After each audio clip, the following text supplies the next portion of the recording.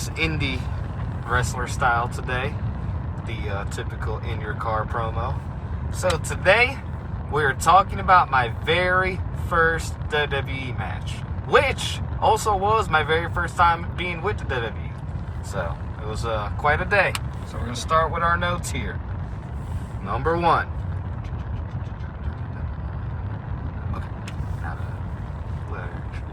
Alright, so number one, walking into the building.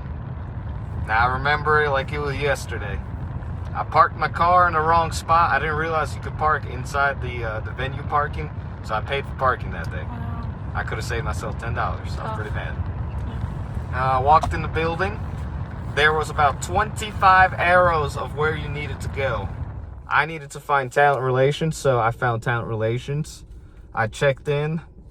I felt a little scared because, you know, the first guy I saw was like, "You need to go over there." I'm like, "Oh, yes, sir. Sorry, sir." So I got in the talent relations office. They checked me in. I signed some extra paperwork. And then they took me to where I was setting my bags because we didn't have a locker that day. Our bag check was literally in the talent relations room. So it was in the same exact spot I was signing papers. And then from there, they told me to just walk around and hang out. So for the next 3 to 4 hours, all I did was sit in catering. And at the time, I didn't realize you could eat catering. So I was sitting there. I was hungry.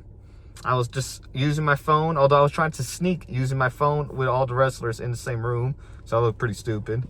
Eventually, I got so hungry, I just said, screw it. I got up and I got me like a tiny piece of salad, half a scoop of rice, and like a piece of chicken. Again, trying to hide like nobody could see me because I'm a midget. So I figured I could get away with this stuff. So it's okay to have catering if it's your first time. But anyways, that's what was happening on pre-show style. Amazing. So, how did I get picked out to have my match with T-Bar, then turned into Dijak, now Donovan Dijak? To be honest, names. I don't know how to work that.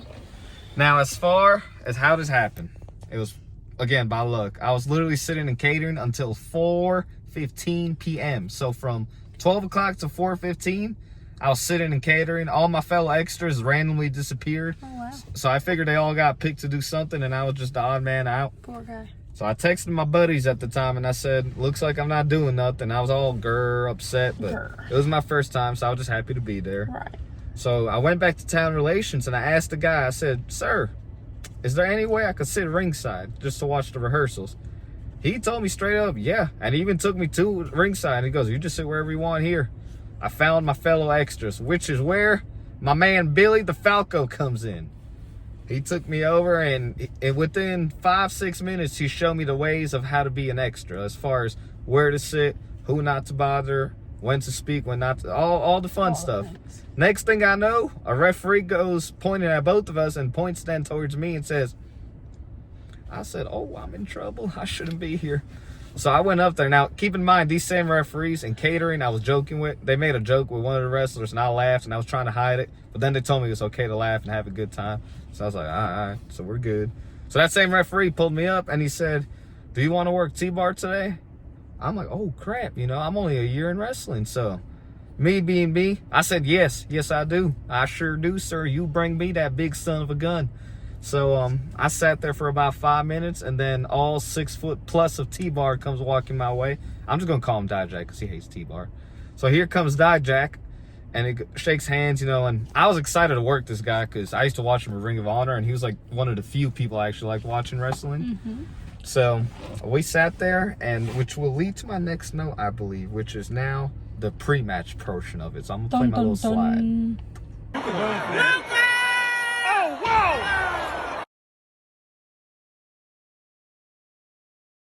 All right, so pre-match, me and Dijak meet, we're talking, pretty much, he's just gonna kick my ass. That's how it goes when you're not signed to WWE. You're gonna get beat up. He told me the previous week, the guy he wrestled sandbagged him when he was trying to throw him outside the ring. So he needed a way to throw me inside the ring from the outside. Which, me being me, I was like, I'm just gonna shut up and not say anything. He couldn't figure anything out, and then I finally just said, screw it, and I said, why don't you put me on your shoulders, pull yourself up the ring, and then just slam me in like a waistline. Wade Barrett's old finisher. And he goes, nah, man, I'm not strong enough for that. You know, I told him I was 170 pounds, and at the time I wasn't built as I was before I had surgery. So it wasn't hard to pick me up. So we tried it. He gave me the move, and Tyson Kidd said, that's a good move, Dijak. Or, you know, well, Dijak. And I was like, yeah, man, that's really for me, but I'm going to let him get the credit. So that was cool. And then we had the pole spot, the very famous pole spot that's made its round on YouTube that year. Picked me up on the outside of the ring and literally launched me like a bowling ball, or I guess really a dart throw at the pole. Which everybody thought I died in that move, but I actually felt great because, yeah, girl, I'm good. I'm good. So that was fun. Now we'll speak about how I felt during the match. All right, so I'm going to add to the pre-match portion of this because this one's very, very important, all right? So this is my bad. I should have brought this up during the whole pre-match portion. So I'm getting ready to warm up for the match right before we get into this gorilla where Molly Holly took the picture of me. So I'm standing in the hallway. As an indie wrestler, all I like to do is just band workouts and pull-ups and all kinds of crap that you see guys do. Probably not stuff they do in a random hallway before a TV match, I would assume. But I was literally in everybody's way. I was doing everything I should be doing. I was just in the way, warming up. Like, I don't know what the hell I'm doing. I'm wearing mustard-looking gear, about to get my butt kicked. In comes Randy Orton and his wife. Randy Orton looks at me and he says, "You working tonight, kid?" And I said, "Yes, sir." He goes, "Against who?" And I said T-Bar, but we're going to keep saying Dijak for, you know, his own sake. So, Dijak. He said, "Oh, man." He looked at his wife. He goes, "He's working Dijak." He's like, "Good luck, man. It was nice meeting you." And he walked away. I'm like, oh, crap. It's going to be this bad? So he comes back a minute later with Otis. He's like, "Ask him who he's working." Otis asked me who I'm working. And I said, Dijak. He said, oh, crap. And he's going on. He's yelling loud as crap. Everybody's looking now. And he's like, "Oh, man, you're screwed, man. That dude hits hard." Walked away. And now I'm just like, oh, shoot, like, what the hell? Like, these guys don't know me. Are they playing with me? He comes back again with Matt Riddle. Now he's saying, "Matt, ask him who he's working." Same thing. Matt's like, bro, you're in trouble, man. I worked with him in NXT. Bro. And he walks. I'm like, oh, my gosh. Then this dude comes back with Rey Mysterio. His son, Dominic, comes up with, golly, who else? There was like 3 other guys. It was just a bunch of wrestlers that just came up in one shot at this point. And he's like, "Tell all of them who you're working." And I said, Dijak, all of them like, oh! And they all just walk away laughing. I'm like, Jesus Christ, I'm screwed now. They were ribbing me, thankfully, because, I didn't die. So I came out of that match. But that was my very first rib in the WWE, was by Randy Orton. And he just kept coming back. This is like 20 minutes of just him back and forth, just playing around with me. And I had no idea until he started laughing at the end. So I can always say I got ribbed by Randy Orton. Wow. Yes. You've never told me that story. Yes, the legend killer. Wow. He hears voices in his head. Scary.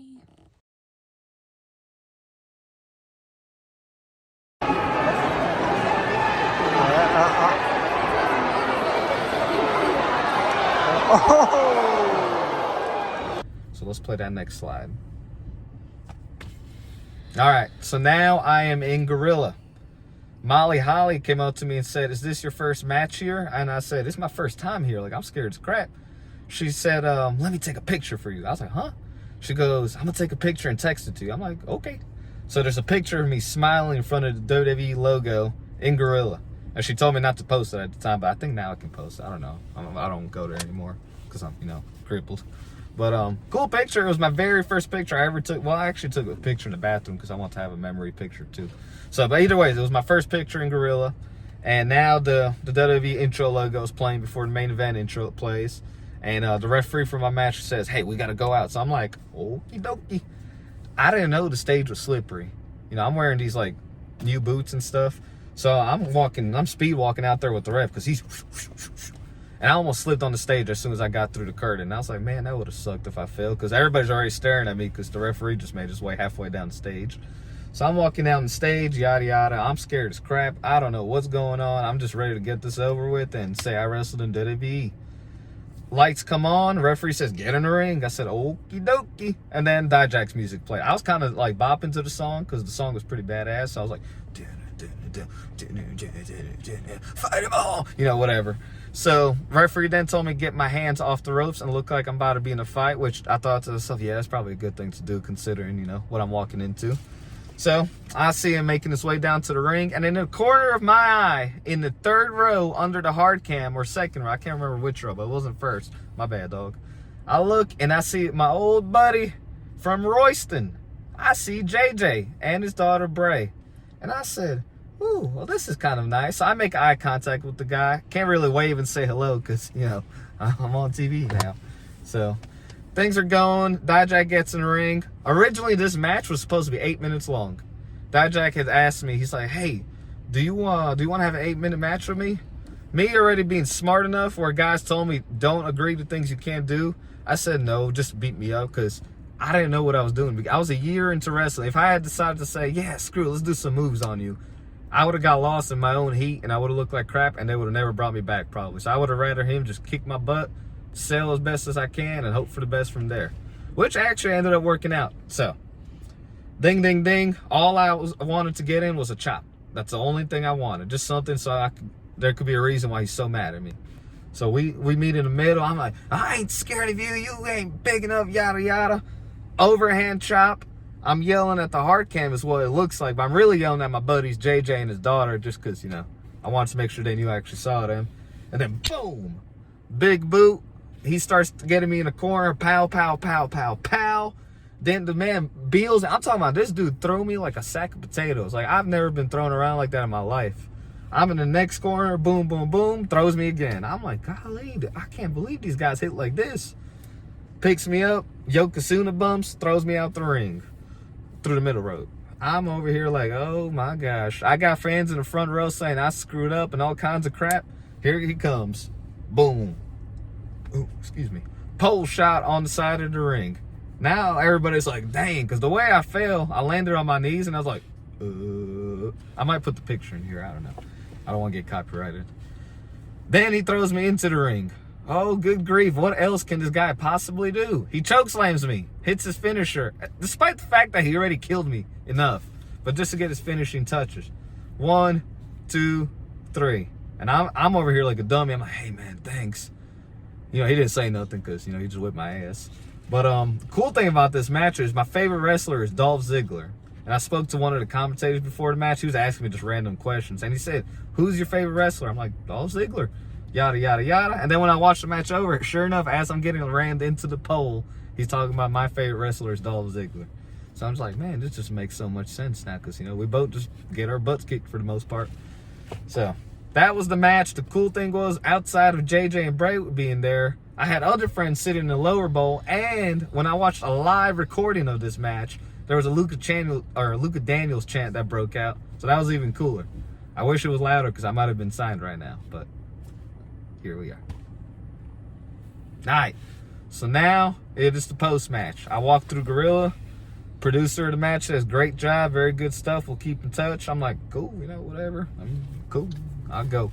And then, this is crazy. In comes Vince McMahon. Now, on the rules, it says, do not speak to Vince McMahon. Now, me being me, I'm dressed in gear. My boots are on. I'm sweating. I'm like, he might not even know who I am, but he'll see me in gear, so he might just say hello. I said, hello, sir. And he said, hey. And he looked at me, and he kept going. I said, oh, crap, man, that's Vince McMahon. Then, Brock Lesnar and Paul Heyman walk in. I'm like, holy crap, do I want to say anything? Because Brock, that dude will kick my ass. I said, hey. He said, hey. Paul said, hey. And they kept on going. I'm like, we good, we good. And then here comes Dijak. First thing he says is, do you want to go eat? I'm like, is that okay? And then he pretty much told me, you're allowed to eat catering, even if you're not signed. I'm like, oh. So guess what? If you know me, I like to eat. So I went in there, and I was eating. So we were talking about the match. He said when he watches it over, he'll see how things went. MVP was in that very same room. MVP sat with us for about 45 minutes, and he said this is how careers start from you guys. And he said he was an extra when he started, and his first match was a squash match. And MVP had a very successful career, so you know, hopefully I'll be able to follow the same lineage as him. So let's talk about what happened afterwards.